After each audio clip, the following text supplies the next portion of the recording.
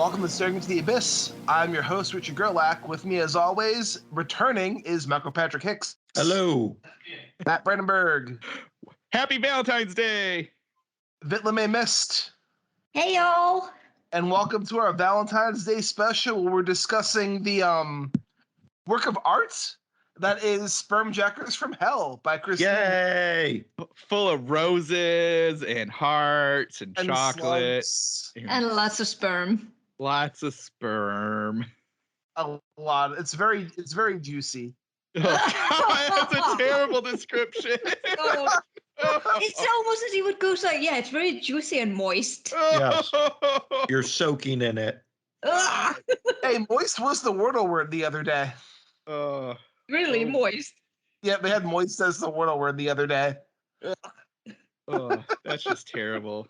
That is not a good word. It's funny how, moisture doesn't sound as bad, but when you say moist, you're like, no. Yeah. Oh, man. There's some words that just should not be uttered, and that's definitely one of them. Would you prefer damp? Well, yeah. Maybe, okay. yes. What about lubricated? I could be fine with lubricated. I just like moist and succulent, and just there's some words that just no. Succulent, really? Yeah, that word just grosses me out. So you're not a fan of the flowers? I was going to say the plant, even the plant. Yeah, it's tricky to say that one too. I just say I like those. So if you want to give someone a succulent for a gift, then you just go to the flower shop and you're like, oh yeah, I want that flower. I want that little one in the jar that you don't have to water very much. So like if someone offered you a moist, succulent chocolate cake, you would be out?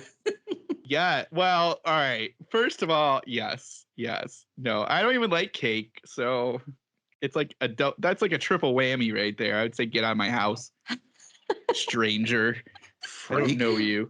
Freak. I just, it feels weird in my mouth. I bet it does.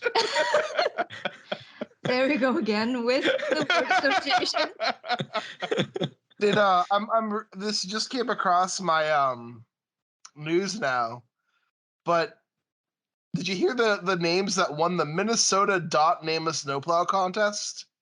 No. So the number one winner of the contest was Betty Whiteout. Oh my God. Oh my God. Nice. And the number two is Control Salt Delete. Oh, I love that one. That's a good one. And those are going to be displayed on the side of Minnesota State plow trucks in the rest of the season. I thought this was going to have something to do here with... comes Betty Whiteout. Yeah. You guys both live in Minnesota, so... No, we don't. No. None of us live in Minnesota. No. We don't live in that crazy state. I thought this was going to have something to do with moist. I know, I did too. I was trying to get us away from moist. Nice, moist, succulent snowplow. Back in, Mike. We'll remove the succulent, moist snow from your patch. But get all the snow off your bush. We're really good at plowing. Oh. Hey-o! Go Betty White. All That's right. Salty goodness coming your way. I would say before we dive into the succulent moistness that is Spermjackers from Hell, we should go over some recommendations of the last week. And this is gonna be one that we don't really. I mean, sometimes I do. I recommend comedies once in a while. I started Murderville on Netflix. Okay, how is it? One of the funniest things I've seen in a very long time. I figured. I saw the trailer and I was like, yeah, this is probably going to be funny. It's the concept is it stars some comedian actors. The lead actor is Will Arnett, who plays Detective Terry Seattle. I'm sorry, Senior Detective Terry Seattle. And each episode, a murder happens. And they're paired with a celebrity guest who's the detective in training. And everybody in the show has a script and they know what's supposed to happen. The celebrity guest has to improvise their way through every episode. The first one, they have Conan O'Brien as the guest. Oh, Lord. The second one is Marshawn Lynch. Oh, gosh. Marshawn Lynch is the funniest one. I thought it wouldn't be that funny because he's a football player and not like a comedian, but he's fucking hilarious. Amazing. And like, who else? They got Sharon Stone in one of the episodes. Yes. I saw that in the trailer. I was like, you got Sharon Stone? What? She didn't have any projects? And it's just really funny. And the entire time is like Terry Seattle's trying to like kind of fuck around with a celebrity guest and like make them do things super awkwardly or try to distract and frustrate them to like throw them off their game and stuff. So a lot of it's them trying to push back against that. And like it's really funny. I forget the full name, but each episode they have an undercover spot where the guest has to go undercover and he gives them a fake name. And the Marshawn Lynch one, he gives them, I forget the first name, but last name is Shitwagon. And he goes up and he just does this thing. And they're like, your last name Shitwagon? He's like, yeah, like that's a badass last name. He's like, thanks. And then he just goes, I prefer to be called by my last name. So we're just calling him Shitwagon. But no, it's a really funny show, and I highly recommend it. Nice. It looked amazing. If you're in the mood for some good laughs, definitely recommend. I have one book recommendation, but I'll save it for when we come back around. Mike, what about you? Nothing for me this week. Just worked through the book that we're talking about today. Oh yeah. Took your time with it. I had to go nice and slow with it. I didn't want to finish too early. Yeah. Heyo. I read a little bit every day, so I finished it up by yesterday. Okay. But Matt, what about you? Oh man. All right. Well, so I talked last week about Christy Nogel's Balua. I finished that yesterday. It continued to be awesome. It's really good, and it's just this cool ghost coming of age story. Definitely worth checking out. Other than that, I mean, I think we've already talked Peacemaker. I've caught up with that, and it's just so good. It's one of the best shows I've watched in a long time. And, we don't need to go into more details. I love that show. Yeah, it just, James Gunn is just killing it. And it's so, what I love, and I can't remember if we've talked about it, but just the fact that they make him sympathetic. I mean, you're kind of like, I know he's done some terrible things, but as the show goes on, you realize that maybe he's got some more problems and he's trying to be good. And so I really like that concept, and just, it's crazy bonkers, so much fun. And like May said last week, we cannot skip the intro, the whole dance montage. You just can't. It's so fun. It's just amazing. And now I catch myself randomly doing it at places, like lifting up my arms and being all crazy. So that's fun. The only other thing, I guess, new that we haven't talked about, at least I don't think we've talked about, is I watched Ghostbusters Aftermath or Afterlife, whatever it's called. And was actually really good. They pay a ton of tribute to the original, and they do some new stuff. When I saw the trailers, I was a little concerned at the time that it was going to be kind of following this Stranger Things concept, but it really doesn't. The kids are important, but then it's also just that bigger story about this world and what's happening in it. They do the bad guy, if you've seen it, like, I like that they kind of do a callback, but at the same time, it would have been nice if they did something new with that. But it's still really neat, and the ending is really touching, and it was fun all around. So that's it for me. Did Paul Rudd save the movie? Paul Rudd, like, they literally probably, just like we were just talking about Murderville, they were just like, do your thing. And so he just did his goofy thing, and he's really funny in it. I will say, the kids are great, and I don't want to spoil anything, but they do a really good job capturing the spirit of the original by putting it into these new kids. Obviously, they can't be Bill Murray, they can't be Dan Aykroyd, they can't be everybody else. They don't have that comedic timing, but they're still really funny, and they still work for what they need to. And yeah, Paul Rudd is great, just being himself. And there's a lot of cool cameos in this, and just a lot of cool hints back to the original. I love Ghostbusters, so every time you heard the Ecto-1 go off, it brought a little tear to my eye, and hearing all the music was great. So it's definitely a love letter to fans. I don't know if I think they might be doing another one. I don't know how well it did, but I think I had read something that they planned a sequel. So we'll see. Yeah, I want to see that movie. I love Ghostbusters too. Yes, it's great. Maybe the second one will tie a little bit more to Vigo and Slime and Valentine's Day. Hey, that was tied to Valentine's Day. So perfect. We should have talked Ghostbusters too. Oh, man, I haven't seen Ghostbusters 2 in forever. It's very funny. I don't know if it holds up, but it's pretty entertaining. It's even got a rap, so you can't go wrong with that. Oh yeah! Oh my God! I'm remembering that. First Ghostbusters is a fucking classic. Yeah. Oh yeah, totally. And yeah, so if you like that one, which I mean, who doesn't? This is really good. It does a lot to pay homage to that and kind of bring the story to the front, which is fun. And Vitlame, what about you? Well, at my new job, I actually can listen to audiobooks, so that's fun. I've been able to finish almost 2 books this week. Nice. I finished one I think it's called A Darker Shade of Magic by V.E. Schwab. It's a urban fantasy book, I think.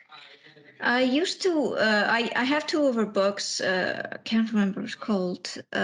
This Savage Song and this Dark Duet.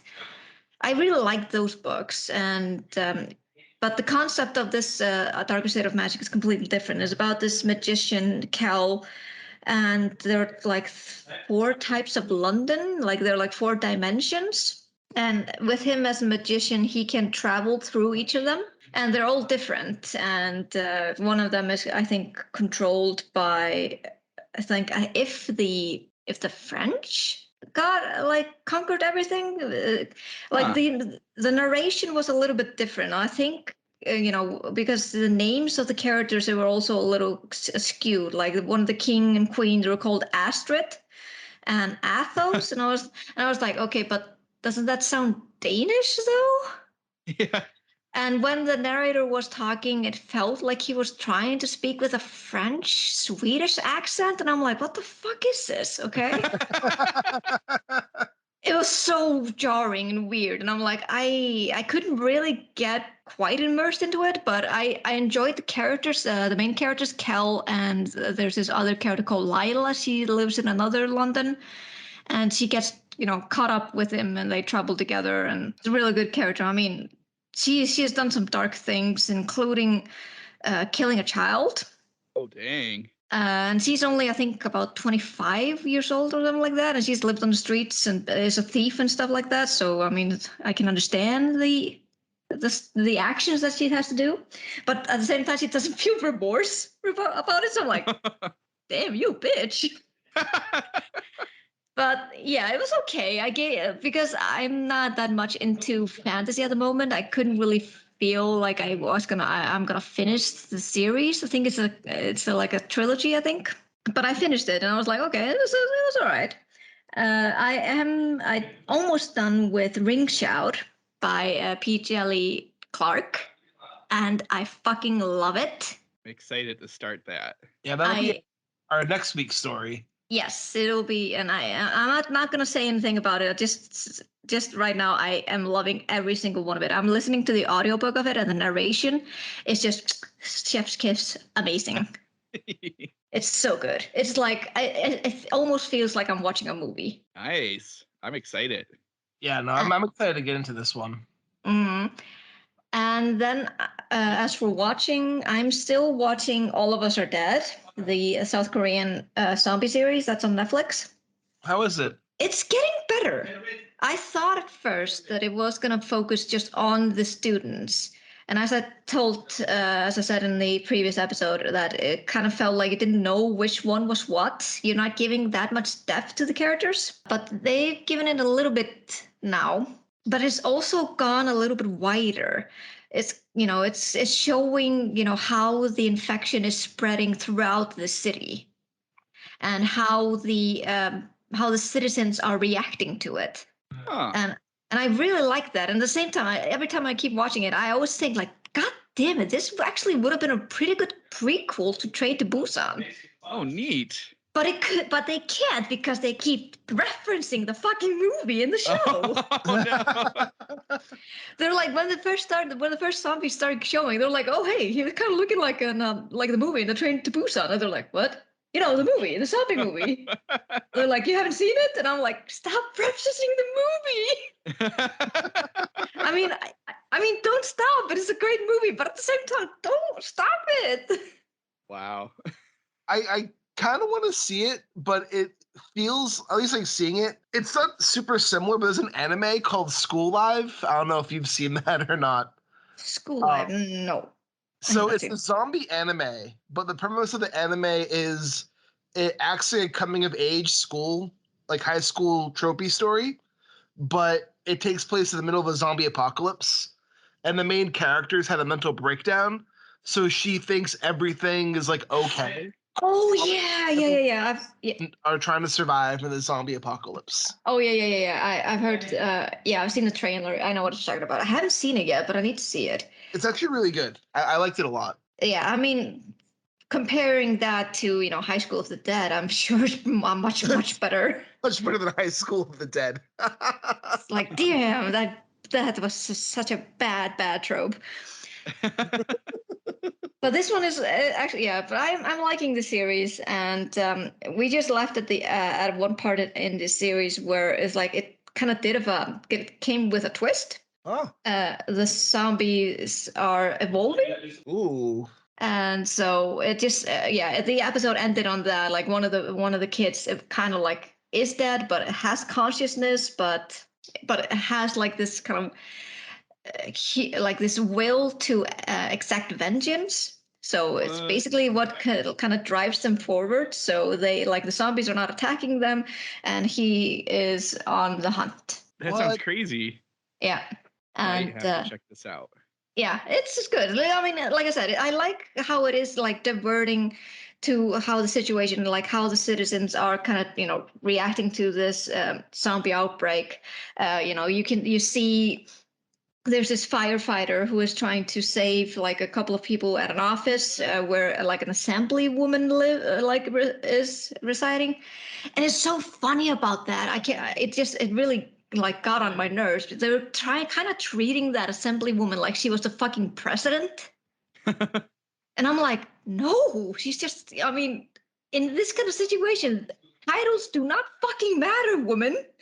Yeah. You just try to fucking survive, and you try to follow orders to the ones who know how to deal in these kind of situations. Yeah.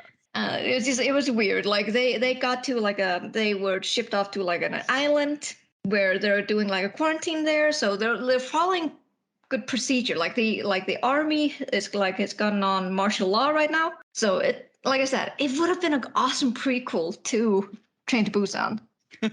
Yeah. And then there's this like a buddy cop thing happening at the same time, like the one like a detective who's trying to find the antidote to the zombie outbreak.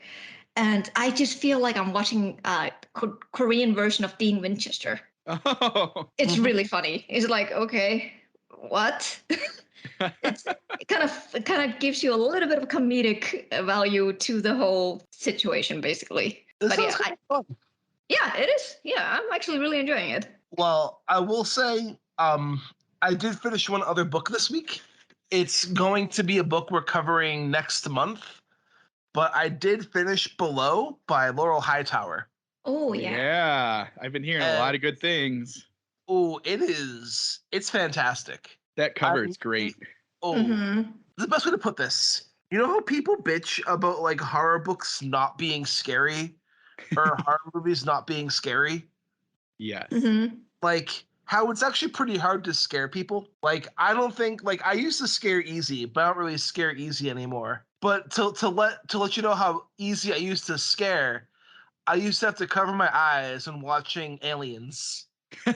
Aliens. Yeah, that movie scared me when I was younger. Thank you. I'm not the only one who's traumatized by it. It's Was a it great the face huggers. No. It's I just, remember the slide scene really scared me when that happened. When Newt goes down. Yeah. oh yeah. And just the way the aliens looked. I mean, I love those movies now, but like, I love them, but like I said, it still traumatized me, and I still actually have nightmares about them. But- That's telling how traumatizing it was. Thankfully, Yeah. I can kind of direct my dreams when I'm getting nightmares. When I know that I'm having like an alien nightmare, I'm like, nope, nightmare, wake up, wake up, wake up. I think the But- most visceral reaction I had to an alien movie was the backbursters in Alien Covenant. oh god, Yeah. Oh, yeah. that grossed me the fuck out when that happens. Yep. But other than that, I think that's the only one that's really impacted me. I wouldn't say I've ever been scared by them. I love the hell out of them, but I love the hell out of them too. But like, I saw Alien when I was like in 7th grade. So Yeah. I think if I saw it when I was older, it would be a different story. Yeah. that was But one of those movies that I was banned from watching. So as soon as I had the money, I went to Suncoast and bought the VHS box set. Nice. And I speaking of still banned remember from that watching, plastic smell from opening it up. speaking of banned from watching, I'll do a side note and tell a funny story. When I turned 17, so retail stores for our people who listen who aren't living in the States, retail stores will not sell people under the age of 17 rated R movies Yes, and video Um, games. and M-rated video games. I Yeah, actually it's- got I think it's the carded same picking here. up one of the Grand Theft Auto games, and I was like 30 when it came out. So Holy cow. Man, you guys went to, well, maybe I went to bad places. I never got carded for buying stuff. and we should probably explain too, if we have younger listeners, a retail store is a physical building that houses goods for sale that you would have to go to in person in order to purchase said items. And they were people's social physical- interactions. Physical things. Yeah. They would try to put they would try to push membership cards on you, Oh, which are always never worth it. and also not just membership cards, but like the warranty packages Oh, Yep. Yep. on fucking everything. Like if you bought a PlayStation game for $50, they wanted to try and upsell you a warranty package for the game for like another $50. Yep. And what, do that what now. Would what would the warranty entail? So pretty I much, don't know. if the game breaks within like A 2 year. years, Yeah, within 2 It's a- years. it's a 2 years. You can bring it back to the store, and they'll give you a new copy. So It's wait, crazy. so if you are playing a video game and you're losing, and in your loser driving rage, you break the game, you could just go back to the store like, "Hi, the game's broken. Can I have a new one?" I think I don't so. know. I There never, I might be never, a- I never there- got them. Yeah.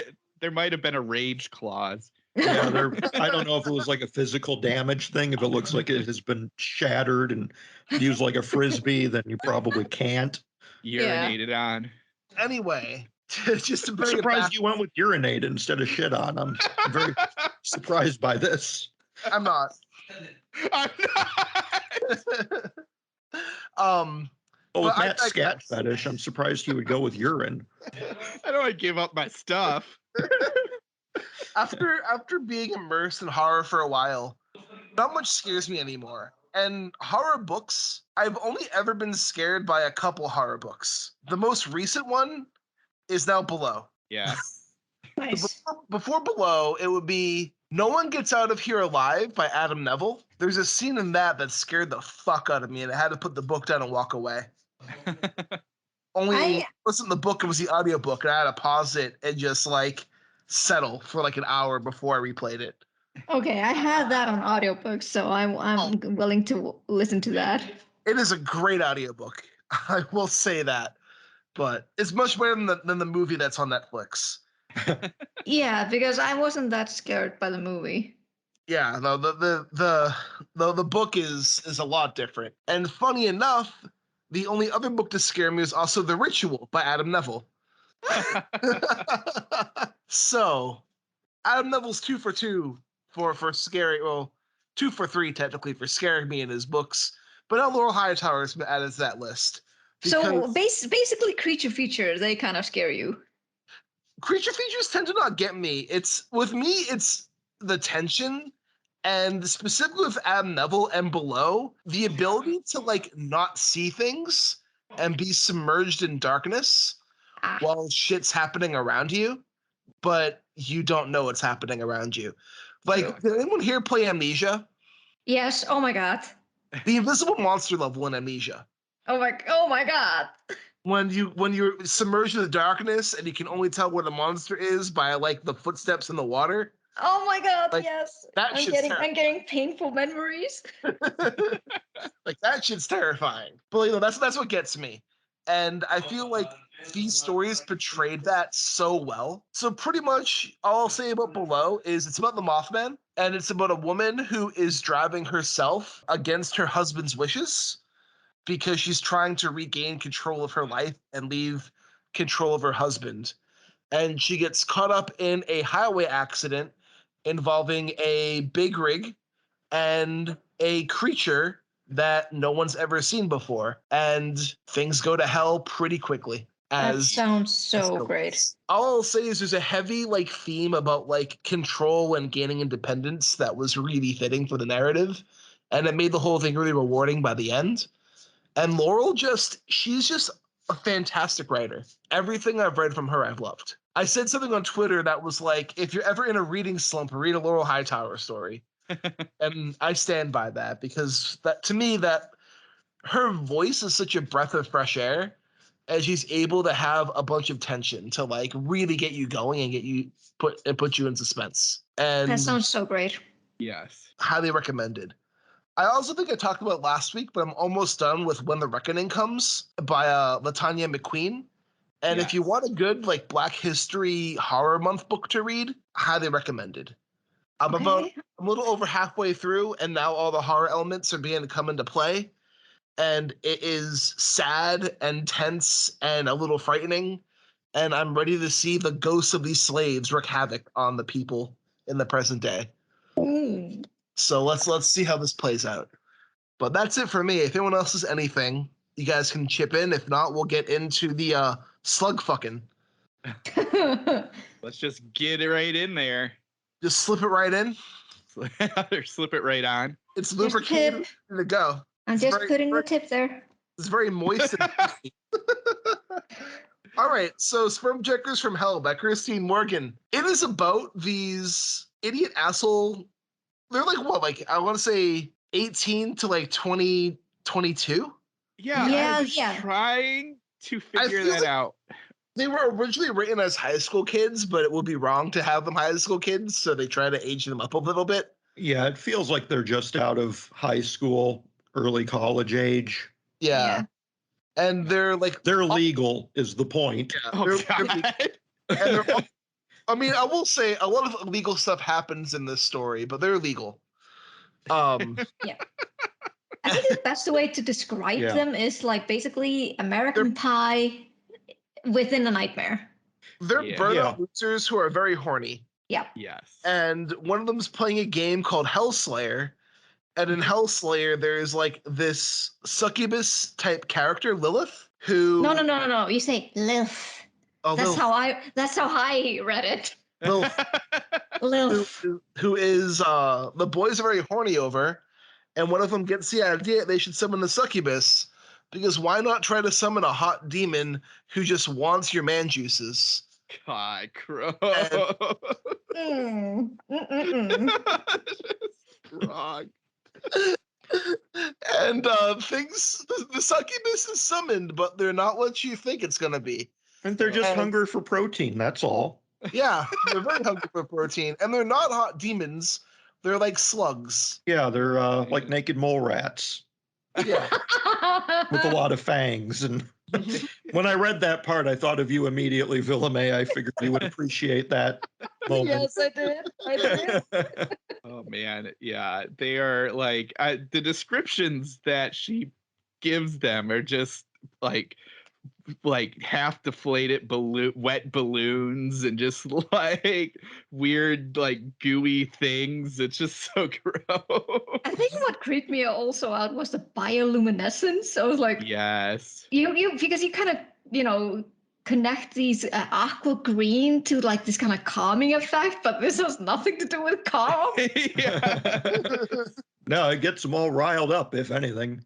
Yep. Yes. I also think the story has a really great sense of humor about it. Oh, Yes. I laughed every time it was Vault 420. Yes. I actually laughed out loud when we were reading Beth's perspective, especially Yes. Nope, the fucking Nope. I laughed out loud there. I thought that was because that's exactly how I would be thinking and screaming the entire time. Yeah. She was like sort of the voice of reason, sort of not the voice of reason, but oh man. I mean, yeah. Beth had the most realistic reaction out of everyone in this whole story. Yeah. Yes. I like that she was very much in the camp that you guys are assholes and I'm going to film this for Twitter clout because we need to film your stupidity and broadcast it on the internet. Yeah. Yep. Yeah, it's a lot of humor. I did appreciate that. It was really funny all the way through, and a lot of grossness in there too. They just, yeah, it's just, and surprisingly, I think I might. I don't know if it doesn't. The succubus stuff is like halfway through. So like the first half of this book, which is way too long, which we'll get into in a minute, but the first half is all about them getting the succubus and like prepping, I appreciate it because it could have been very easily just here's the succubus is here and the havoc and all the sexy grossness happening, but instead she's like, well, we're gonna just spend our time with these terrible kids or young adults or whatever we want to call them and just watch their just idiocy as they try to make this thing happen. I actually appreciated that. I agree. Yeah. It was way too long, in my opinion. Yeah, I didn't have any problems with the length. I think out of all of us, Mike liked this one the most. I did. Yeah, I thought it was pretty well sized. I didn't have any problem with it chugging along the way it did. It had a good flow to it. I think it's pretty safe to say I liked it more than any of you. I liked it when the succubus stuff really kicked into gear. Yeah. And I thought I was not liking this book for about half of it. And then when the succubus stuff really began to kick into gear, I had tons of fun. That's so funny. It's like the opposite of what I just said. My like thing to like 2 out of 5 because like the climax I had a blast. For me, it was kind of like a Kevin Smith horror book. Yeah. And like Kevin Smith in the era of Clerks rather than when Kevin Smith did like straight horror movies like Tusk or Red State. This was more like Clerks 2 kind of horror. Yeah. Spencer in particular, every time he came on the page, all I could imagine was Randall from Clerks. Yes. A little like white trashy Randall. Yes. Yeah, I think the problem was a little bit of it meandered there for a little bit. There was the interludes, so there's a number of interludes in this, which at first I really enjoyed because they kind of took us a step back away from the main characters and even almost got kind of meta, and Christine Morgan kind of like talking to us about like, oh, pause it at the weird time. That's what us writers do. And here we're going to do this. I thought that was really fun. But then after a little bit, when you start kind of realizing like it's filler. They could have been gone and the story wouldn't have changed. It was like a neat concept, and it was kind of fun to be like, oh, there's these people in town, and one of them really likes their dog, and another one is a eunuch, and stuff like that. Describe it, Matt. Yeah, that's putting it a little lightly that they really like their dog. I didn't want to because what I will say, surprisingly, for a book called Spermjackers from Hell about a succubus, there were two parts that were just beyond that. I was kind of like, what are we doing here? And I don't know if I really like this. I skipped that part. I'm like, nope, I don't need to read that. It's not necessary. Yeah. It was a little extra, but yeah, like for me personally, earlier this week, interlude 5, I was not happy with. It was, I felt like that was like a step too far in this humor story to kind of go where she goes with that interludes. So I was like, you guys can skip it. It doesn't tell us anything. Yeah. Yeah, I don't know. For the most part, I found the interludes entertaining. I liked them there. And a lot of it just comes down to Morgan's writing and her voice really coming through. She has, I think, a really fun sense of humor.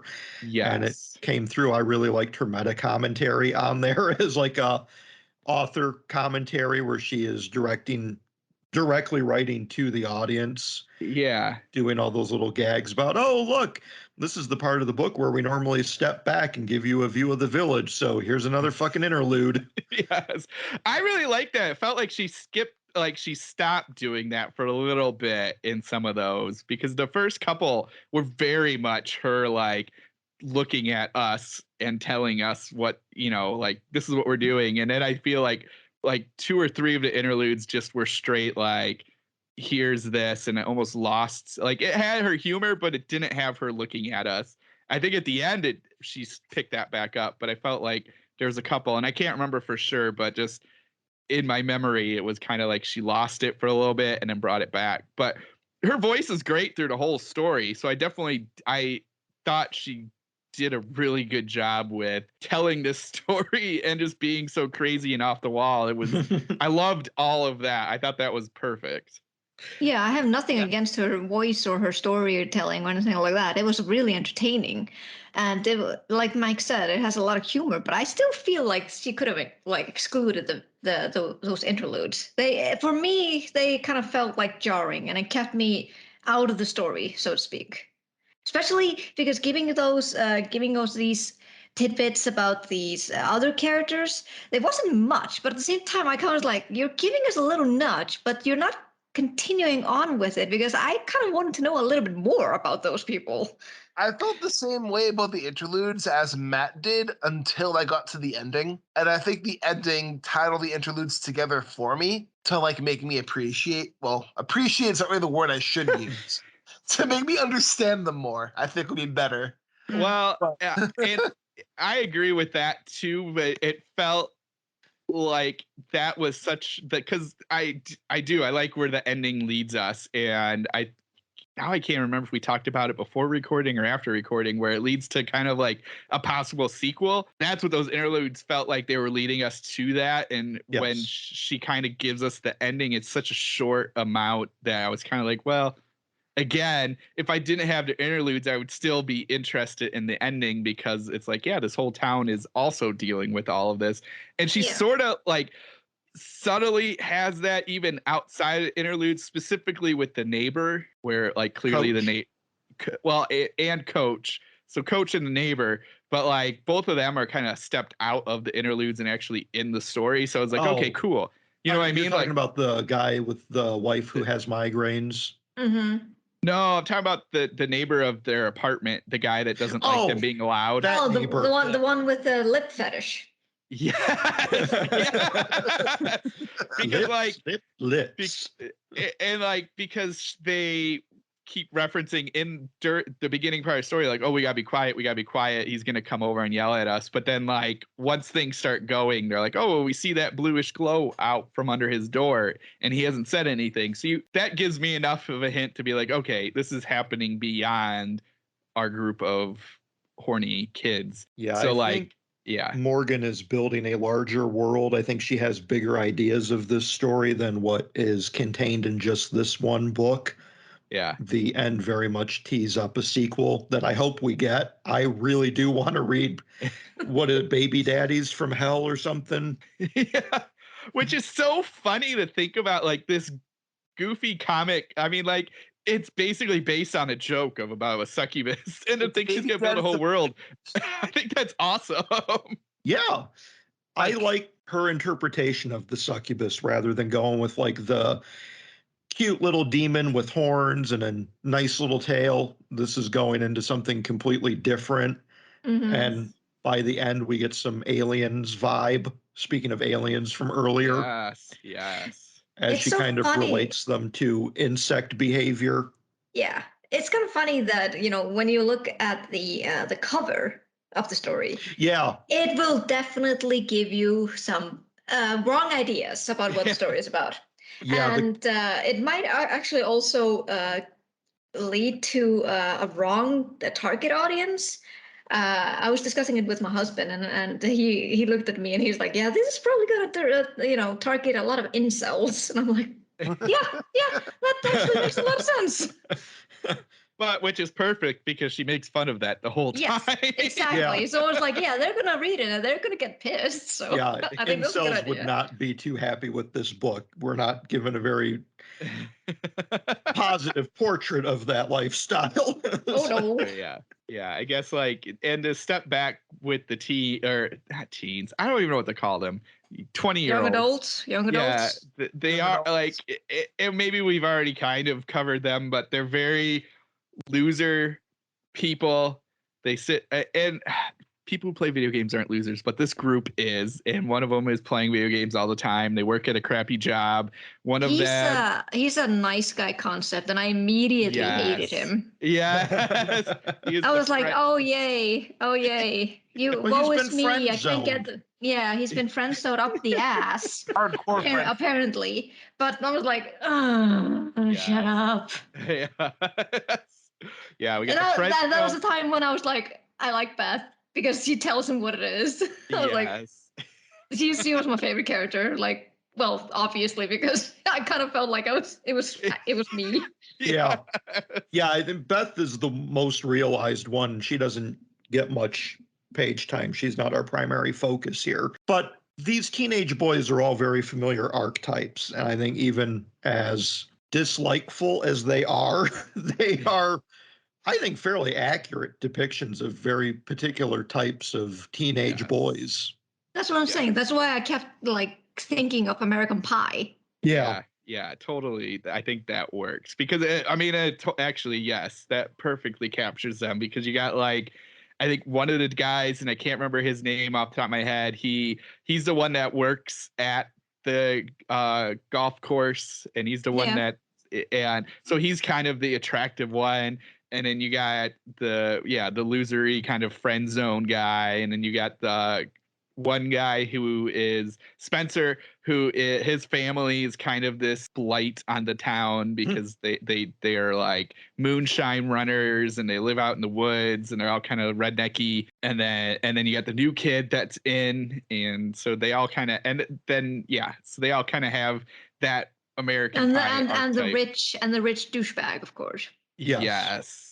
So that I like that she kind of captures that voice and gives them these people, and they're just terrible people. Yeah. I mean, they're all hormonal, sex crazed teenage boys who just want to get laid. And I don't know that there's a positive way to depict that group.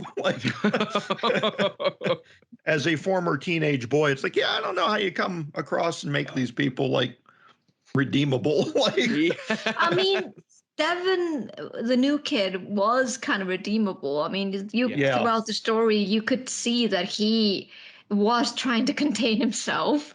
Yeah. Pretty much did. They kind of had to pull him in at the end there. I did like that the way the succubi operate. It's kind of like all hallucinogenic, psychedelic kind of stuff. I thought that was really cool too. Yeah. And then with Devin being so kind of the shy outsider, as Spencer puts up later, you pussied out in your own sex fantasy. So that, just to counterpoint that, because that's what I like to do, I was trying to decide because they all have these fantasies, and the fantasies are not exactly this demon blue skinned woman, but they're all there's still a fantasy of a woman having sex with them, and either from the video game or from somebody's cousin. That was very weird. Oh yeah, and Spencer gets the two inbred sisters and their mom and their grandmother. Yep, that was ew. So I'm not gonna lie. That was hot. You liked that? I laughed at it. That was hilarious.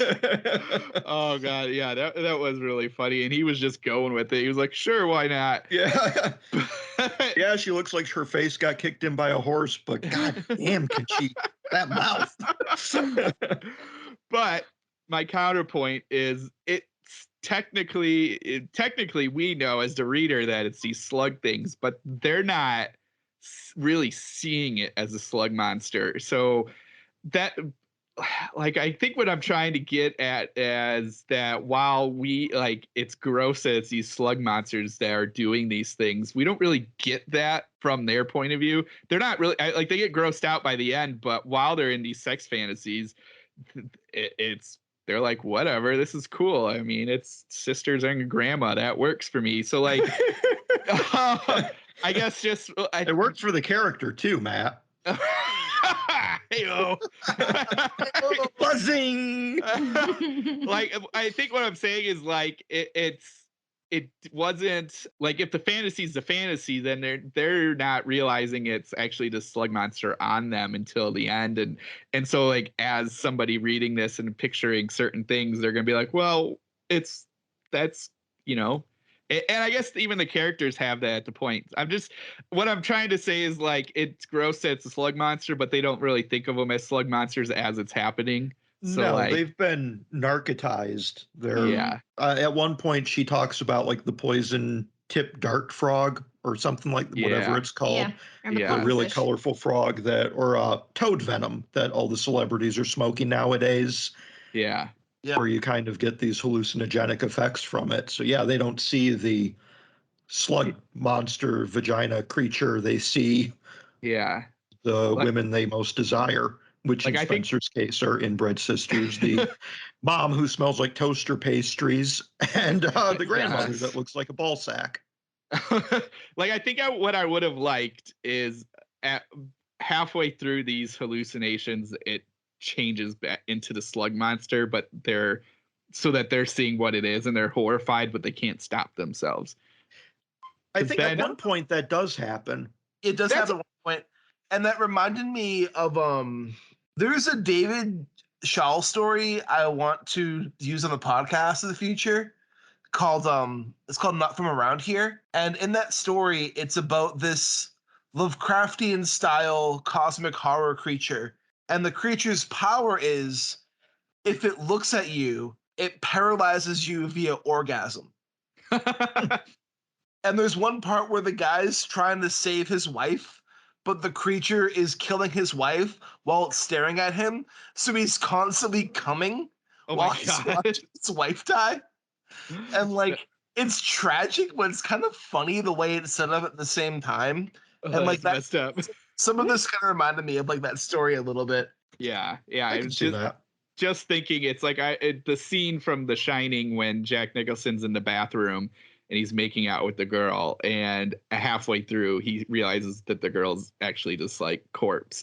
I think I would have liked that better, just to kind of have that like scare moment of just this freak out moment where they're actually like, well, shit, we're having sex with slugs, but we can't help ourselves. I think I would have liked that. Just like just to add it, because, like, it talking about, like, the attraction for certain people when they see this cover, it's like, honestly, and they kind of talk a little bit about it even in the story, where you, like, honestly, if in their head this is what they want, why do they care it's a slug monster? It's only until they realize that it's gonna do something much worse to them that they actually really care. But up until that point, they're probably just, if you're a horny kid, you're probably just like, well, whatever, in my head it's this beautiful cousin of mine or something. This toy is great. Yeah. Can't find this on Adam and Eve. Yeah. One thing I like about the climax of this book is when they go to the bunker to, like, stop the succubi, Yes. and it just becomes a fuck cocoon.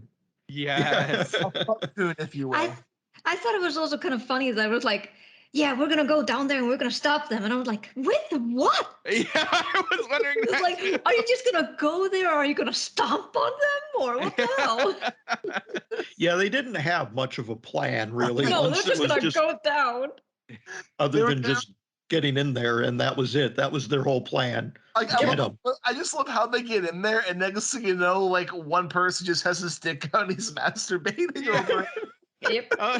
That was great. He's just like, hold on, guys, let me check.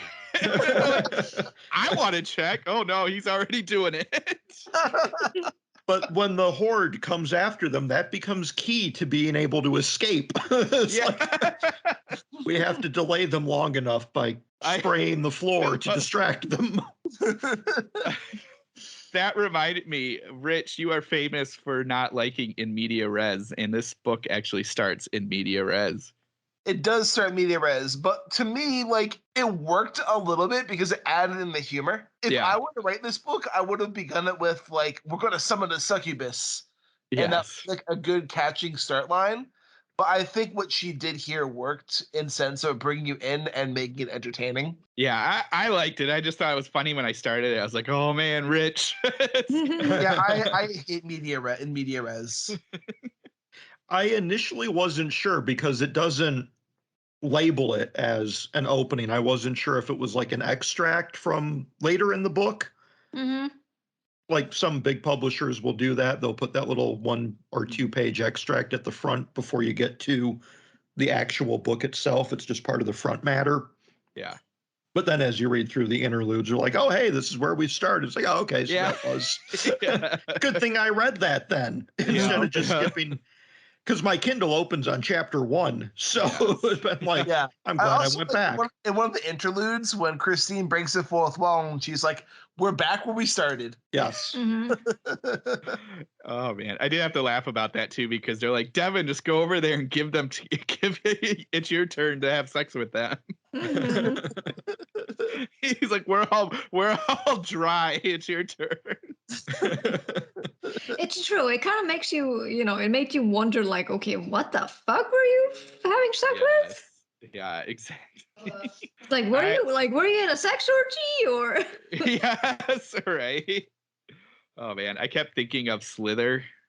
Oh my god, I need to watch. I need to rewatch that one. Oh, it's such a good movie, and especially the end. I love the ending to this one as well. Yes. Yeah. I think the ending is great. I think it's a good. Like when he sees Beth and he thinks he's out, and Beth is like, "You're like the final girl, right?" Yeah.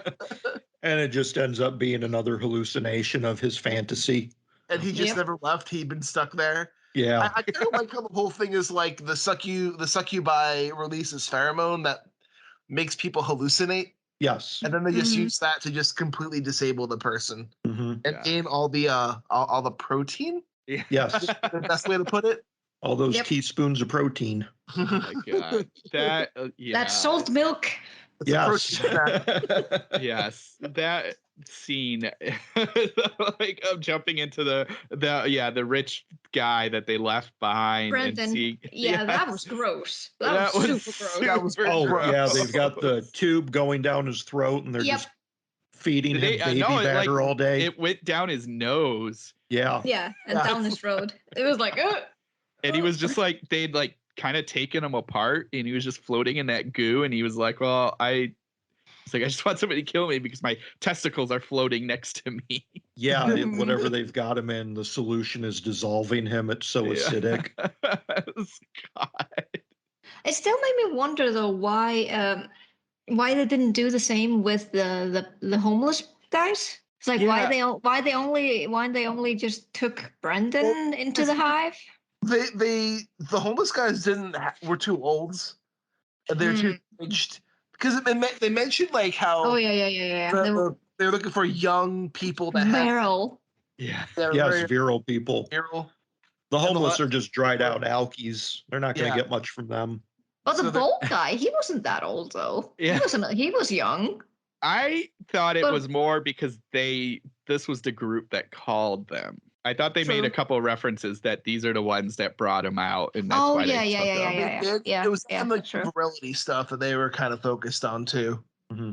Yeah, so that was my thought. I will say, if she does do the Incubus story, I will read that. Oh yes, I'm just gonna say that, despite like how I gave this kind of a negative review, I would read a sequel to this. Yeah, very very gladly. Well, I gave this a glowing review, and I am very much hoping Baby Daddies of the Damned is forthcoming soon because when did this come out? A few years ago. I've had it on my Kindle for at least 3 or 4 years. Yeah, I got it on my Kindle when it was advertised on the horror show. It came out in 2017 by Deadite Press. That was some of the reviews I read were very funny, and they brought up Deadite Press. I think with this one, Rich, this was written just purely for entertainment and comic value. Were you kind of disrupted by that, the lack of like any sort of serious theme to it, or? No, so for me, I'm a very big character reader. Like I love I love asshole characters. Like give me a shitty protagonist and I'll be in love with like whatever the protagonist does, as long as the protagonist is compelling. Okay. I didn't really find these kids, young adults, compelling. So I had trouble connecting myself to the narrative because I didn't really care anything about them. And I realized that's kind of the point of the novel. When the novel, or I should say novella, it's kind of like 180 pages. Would you guys consider that a novel? I consider that a novel. Yeah, I guess. Yeah. It's one of those borderline things, right? I don't know what the word count is on this, so how it classifies as a novel versus a novella. I'll just go ahead and hedge my bet and say it's a short novel. Yeah. Yeah. I'll just say book, just to be like a neutral term. Some printed matter. Some words printed on paper. Yes. What won me over is the insanity that the whole climax of the book was. Like, I also really liked I bitched about some of the interludes, but I liked how she showed us different aspects of the town and how this wasn't just like affecting these people. And I think I've read Christine Morgan before. I think she's a very strong writer. And like the writing throughout this story was great. I enjoyed the humor that she put throughout this. It just didn't grab me until like closer to the climax. That's kind of where I stand with this. Yeah, I think I had a couple my issues that didn't make it my favorite or anything like that. Was one, I did not care for the cliched everybody fighting idea because they all didn't know, like specifically the Devin and Beth situation. After clearly they did something, and even if they didn't want to believe it, it just seemed so like, well, I didn't do this, but yes, you did. What she didn't even say that. So like the concept of like Devin having this almost sex fantasy with Beth, and he's starting to describe it to her, and instead of being like, oh wait, hold on, what's happening, she's just like, you perv, why checking me out and all this stuff, and it's like, hold the phone. Like my first question would have been like, I didn't do, or what did you think I did? And that's not what I did. Well, maybe we should explore that as opposed to just you being this way. And then having also then the video game guy being like, well, you're sleeping with the girl I love, but that's okay. And he's like, no, I'm not. Well, we can hear you. It's like, that just is such like a Scooby-Doo thing of like, well, we've seen that before, and like maybe you maybe change that up. You've been changing up the idea of the succubus.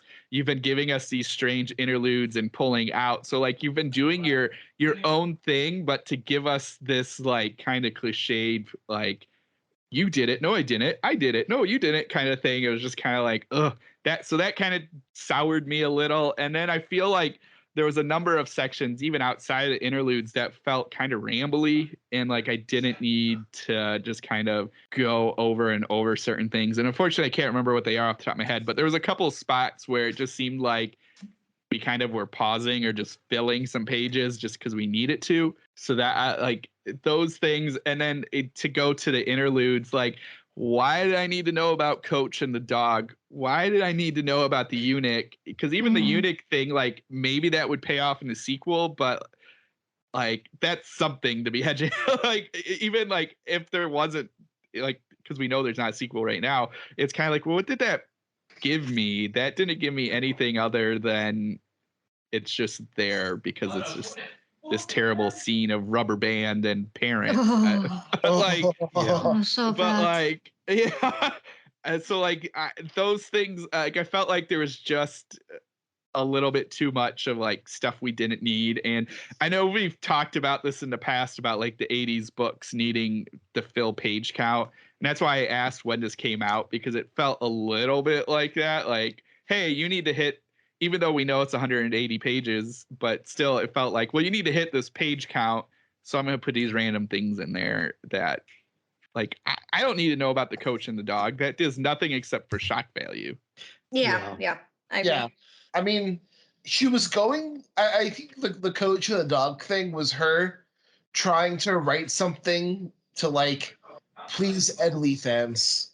Yeah. And I think it's kind of within that realm of a Deadite Press kind of story. Like, Yeah.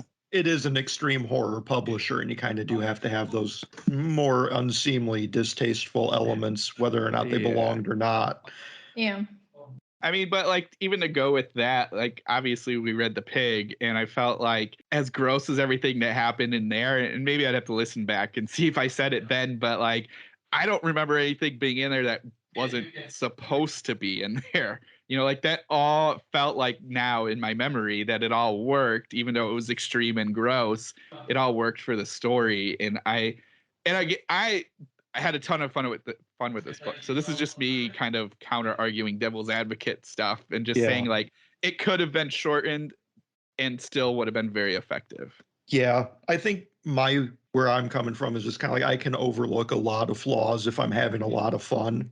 True. Yeah. And for me, this was so much fun. I had such a good time reading this book.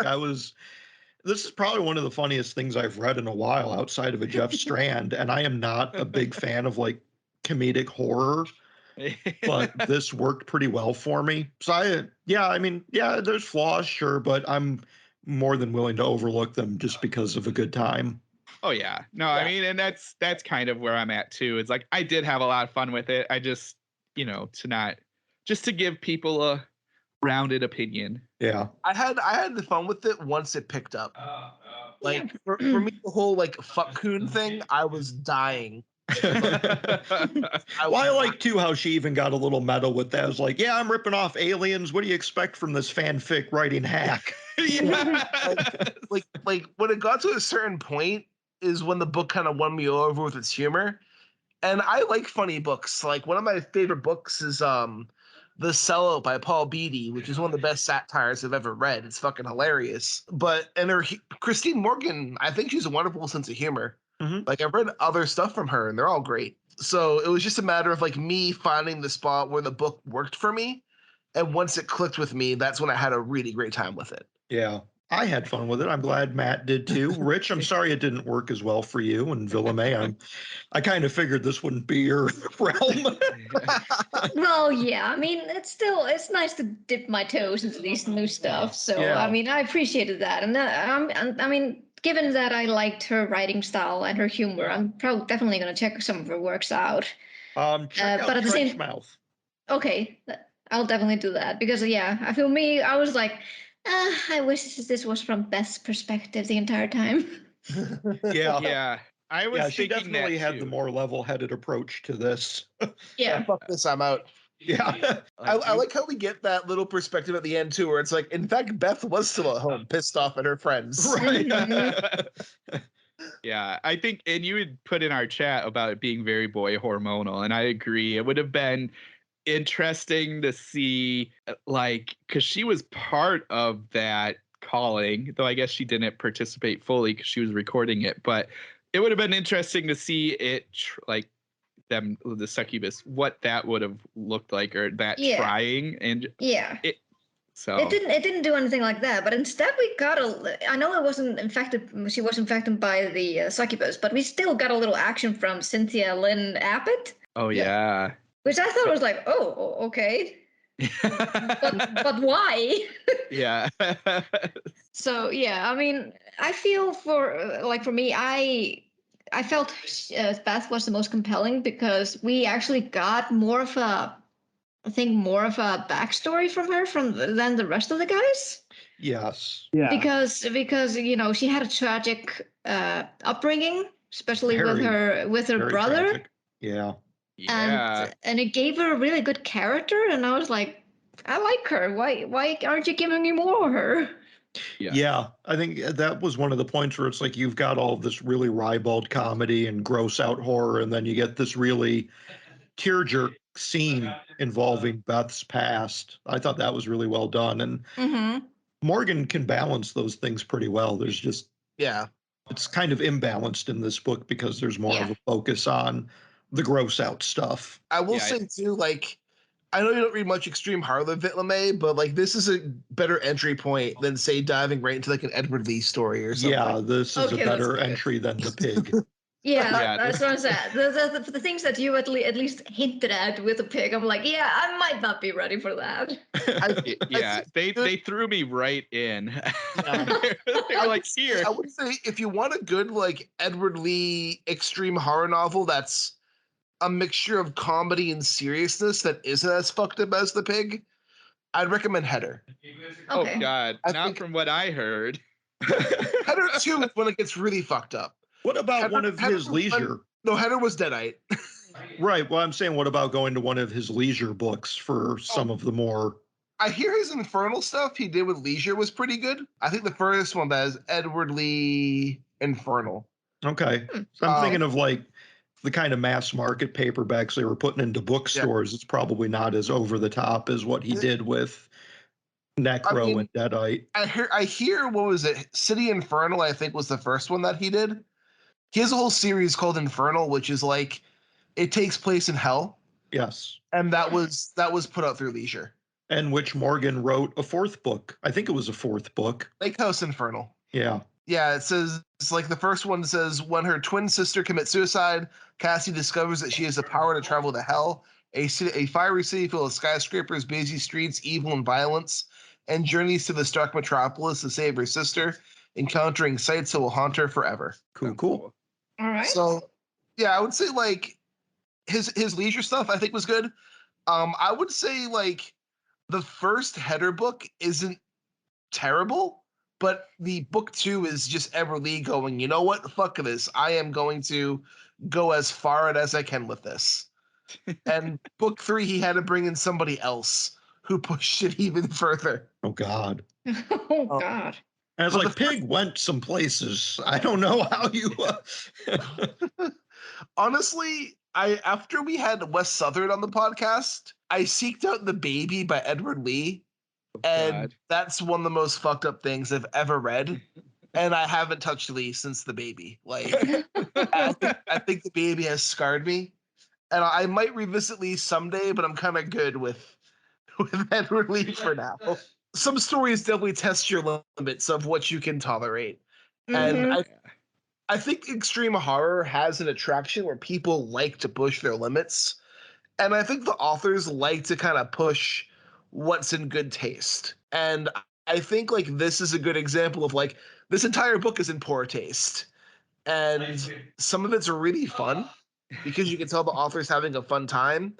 And some of it's just kind of there for gross sake, which is what people expect when they read a Deadite book. Yes. Well, and what I'll say, just from because the only extreme books I've read was The Pig and this one, and then I guess what was Didn't you read the sequel to The Pig, The House? no, I did not. And then I guess what was it, Urban Gothic? I think those were the 3 I've read that in my mind are extreme. And I'll say at least Urban Gothic is definitely extreme. okay, good, yeah. And I'll say at least for The Pig and Spermjackers from Hell, I did appreciate that they put humor in it because I don't know if I could handle it if it wasn't humor. Oh God, doing these as like a straight dark serious horror would not have been very compelling, I don't think. No. I think it would have just tested me too far. I mean, the thing with like, The Pig is you can tell that Edward Lee was laughing as he was writing it, Yeah. and like he wants to gross you out. And if you get grossed out by it, he wins. Yes. And I think that was here for this one too. Yeah, it was definitely here for this one too. Like the whole idea is like they want to gross out the reader, and they're having fun while thinking of ways to gross out the reader. And I actually read a review, a 1-star review of this that said if you want real extreme horror, you should read like, and they listed a bunch of like really crappy extreme horror authors that I have read before and DNF'd everything I've touched by them. So I'm happy to know that I think this is better extreme horror than a lot of the stuff out there. Despite my mostly negative review with some really glowing positives, I think this is a much better like entry point than some other shit that's out there. Well, and and we said what, 2017 this came out? Yeah. So, and I'm trying to think, I mean, what was going on then? But what I liked was just that she totally was like, I'm going to take these terrible boys and just make them the worst and laugh at them this whole way through. And I think that's why partly like I do like what Beth does, and I would love to have a little bit more of her perspective on this, because like being in these kids' minds and seeing them, I think was funny. And I think it would have been nice to have that step out, just like I said, with seeing the actual slugs doing these things to them, just that step out to be like, look how terrible these people are, and look like just they're these monster, horrible people, and I'm just gonna laugh and put them through the ringer. I thought I enjoyed that. Yes. Mhm. It's very much a boys are dumb, let's fuck with them kind of story. Which was just I actually perfect. found out, I was looking because we recommended City Infernal for like a good kind of Edward Lee book that isn't The Pig. It's actually currently unavailable.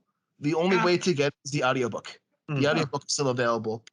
I think that's because it was with Necro Press, and then the owner passed away last year.